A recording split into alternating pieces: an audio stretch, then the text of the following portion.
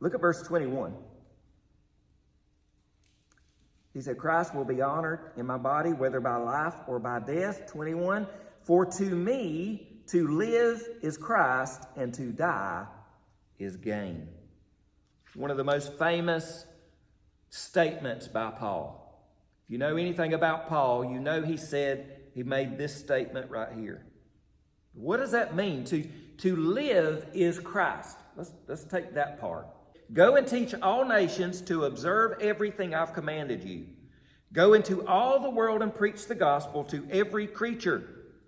He who believes and is baptized shall be saved, but he who believes not shall be damned. That repentance and remissions of sins should be preached in his name. That's the Great Commission. This is what Paul meant when he said, to live is Christ. If we're not living Christ in our actions, demonstrating the gospel in our daily walk, we cannot say what Paul said. To live is Christ. If we're not living out the commandments of God, if we're not living out the examples that Christ gave us, we can't say what Paul said. To live is Christ.